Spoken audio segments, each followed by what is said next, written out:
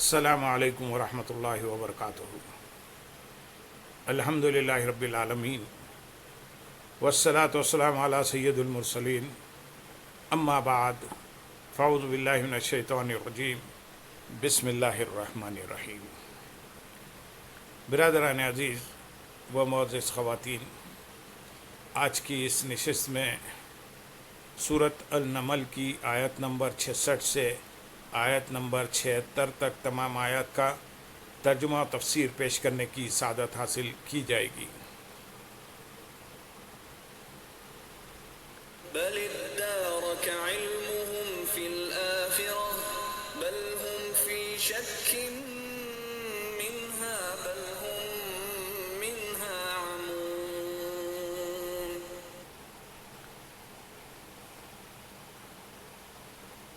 وقال الذين كفروا أإذا كنا ترابا وآباؤنا أإنا لمخرجون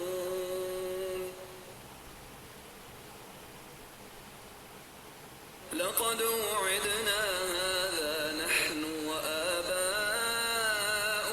من قبل إن هذا إلا أساطير الأولين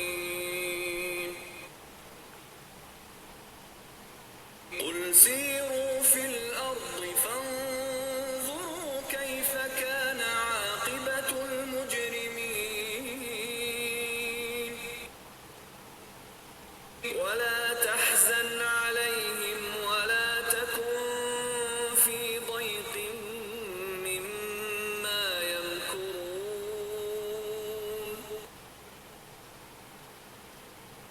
ويقولون متى هذا الوعد إن كنتم صادقين قل عسى أن يكون ردف لكم بعض الذي تستعجلون وإن ربك لذو فضل على الناس ولكن أكثرهم لا يشكرون وإن ربك ليعلم ما تكن صدورهم وما يعلنون وما من غائبة في السماء والأرض إلا في كتاب مبين إن هذا القرآن يقص على بني إسرائيل أكثر الذي هم فيه يختلفون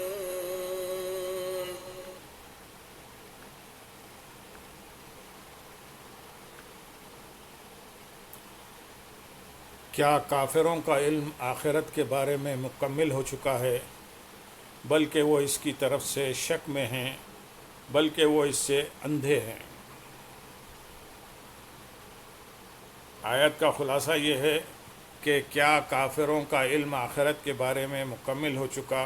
اور انہیں قیامت قائم ہونے کا علم و یقین حاصل ہو گیا جو وہ اس کا وقت دریافت کرتے ہیں، حالانکہ ایسا ہرگز نہیں، بلکہ وہ تو اس کی طرف سے شک میں ہیں۔ انہیں ابھی تک قیامت کے آنے کا یقین نہیں ہے، بلکہ وہ اس سے جاہل ہیں اور بصیرت نہ ہونے کی وجہ سے قیامت کے دلائل کو سمجھ نہیں سکتے۔ آیت نمبر 67 اور 68 میں ارشاد ہے، اور کافروں نے کہا کیا جب ہم اور ہمارے باپ دادا مٹی ہو جائیں گے تو کیا ہم پھر نکالے جائیں گے؟ بے شک یہ وعدہ ہمیں اور ہم سے پہلے ہمارے باپ داداؤں کو دیا گیا تھا، یہ تو صرف پہلے لوگوں کی جھوٹی کہانیاں ہیں۔ اس آیت اور اس کے بعد والی آیت کا خلاصہ یہ ہے کہ کافروں نے مرنے کے بعد زندہ کیے جانے کا انکار کرتے ہوئے یہ بھی کہا کہ جب مرنے کے بعد ہم اور ہمارے باپ دادا مٹی ہو جائیں گے تو کیا ہم پر قبروں سے زندہ کر کے نکالے جائیں گے؟ کیا ہم پھر قبروں سے زندہ کر کے نکالے جائیں گے؟ بے شک مرنے کے بعد دوبارہ زندہ کیے جانے کا جو وعدہ ہمیں دیا گیا ہے، پچھلے زمانوں میں یہی وعدہ ہمارے باپ داداؤں کو بھی دیا گیا تھا، لیکن وہ تو دوبارہ زندہ نہیں ہوئے اور نہ ہرگز ہوں گے۔ یہ تو صرف پہلے لوگوں کی جھوٹی کہانیاں ہیں جنہیں رستم و اسفندیار کے قصوں کی طرح ان لوگوں نے لکھا ہے۔ آیت نمبر 72 میں ارشاد ہے، تم فرماؤ زمین میں چل کر دیکھو مجرموں کا انجام کیسا ہوا۔ یعنی اے حبیب صلی اللہ علیہ وسلم، آپ مرنے کے بعد دوبارہ زندہ کیے جانے کا انکار کرنے اور اسے جھٹلانے والے ان کافروں سے فرما دیں کہ اگر تمہارے گمان کے مطابق یہ وعدہ جھوٹی کہانیاں ہیں تو تم جھٹلانے والوں کی سرزمین جیسے حجر اور احقاف وغیرہ میں چل کر دیکھو، ان مجرموں کا انجام کیسا ہوا۔ وہ لوگ اپنے انکار کے سبب طرح طرح کے عذابوں سے ہلاک کر دیے گئے، اور اگر تم بھی ان جیسی روش سے باز نہ آئے تو تمہارا انجام بھی ان لوگوں جیسا ہو سکتا ہے، اور تم پر بھی ان کی طرح کا کوئی عذاب نازل ہو سکتا ہے۔ اسے معلوم ہوا کہ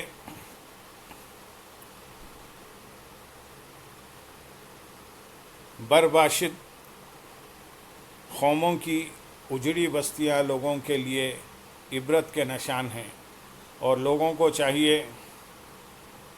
کہ جن مقامات پر اللہ تعالیٰ کا عذاب نازل ہوا وہاں کے رہنے والوں کے احوال اور ان کے دردناک انجام پر غور کریں،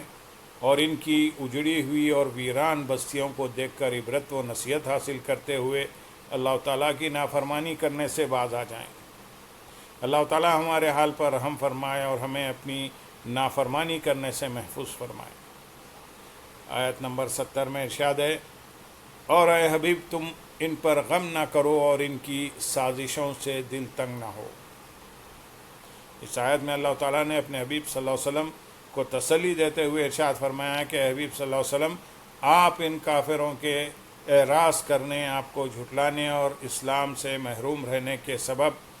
ان پر غم نہ کھائیں، کیونکہ ان کے برے اختیار کی وجہ سے ان کی قسمت میں ہی کفر کرنا لکھا ہے، اور آپ ان کی سازشوں سے دل تنگ نہ ہو، کیونکہ اللہ تعالیٰ آپ کی حفاظت فرمانے والا اور آپ کا مددگار ہے۔ آیت نمبر 71 اور 72 میں ارشاد ہے، اور کافر کہتے ہیں یہ وعدہ کب پورا ہوگا؟ اگر تم سچے ہو تو بتاؤ۔ تم فرماؤ ہو سکتا ہے کہ جس عذاب کی تم جلدی مچا رہے ہو اس کا کچھ حصہ تمہارے پیچھے آ لگا ہو۔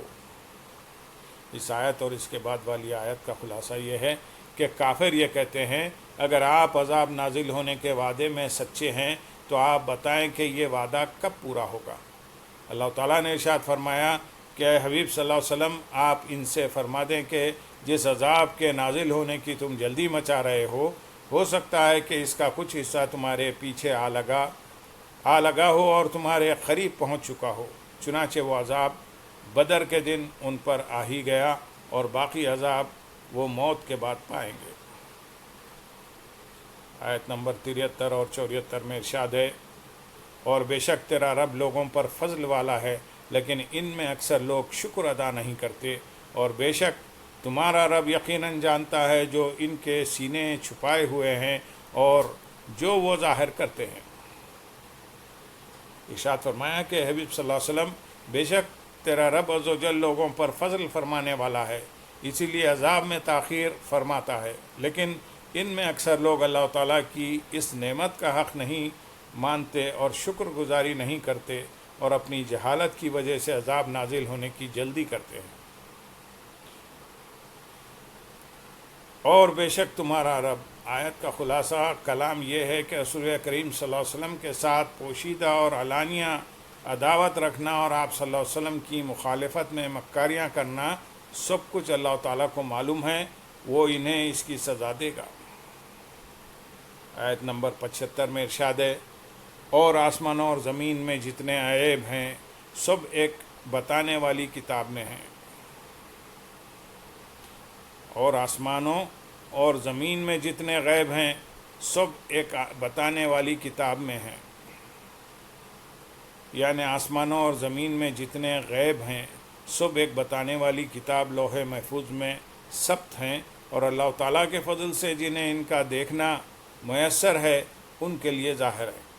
اس آیت اور اس سے اوپر والی آیت کو سامنے رکھتے ہوئے ہر مسلمان کو چاہیے کہ وہ گناہوں کو چھوڑ دے، کیونکہ اللہ اسے جانتا ہے اور اس کے تمام افعال پر مطلع ہے، اگرچہ وہ اپنے افعال کو مخلوق سے چھپانے کی انتہائی کوشش کر لے۔ نیز ہر مسلمان کو چاہیے کہ اس کا دل کسی کے بارے میں بغض، حسد،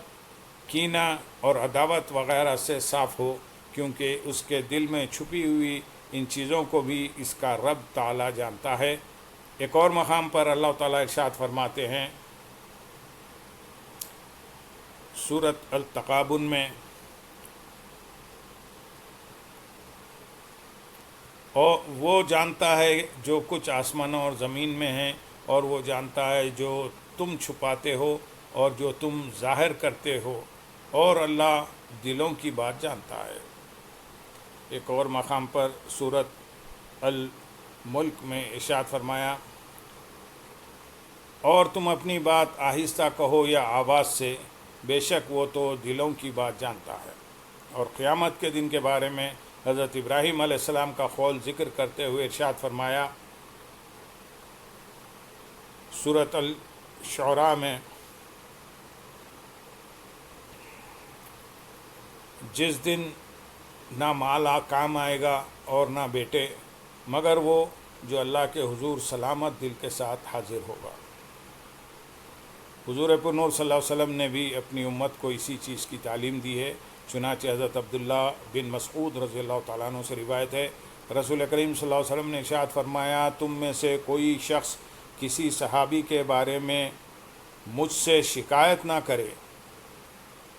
کیونکہ میں چاہتا ہوں کہ اپنے گھر سے ان کی طرف اس طرح نکلوں کہ میرا دل صاف ہو اور میرے دل میں کسی کے بارے میں کوئی رنجش نہ ہو۔ اللہ تعالیٰ مسلمانوں کو گناہوں سے بچنے اور اپنے دلوں کو باطنی امراض سے پاک و صاف رکھنے کی توفیق عطا فرمائے۔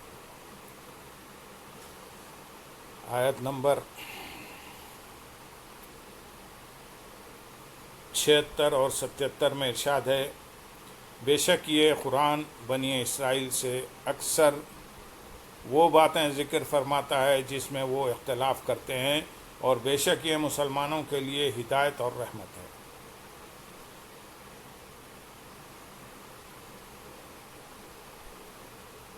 اہل کتاب نے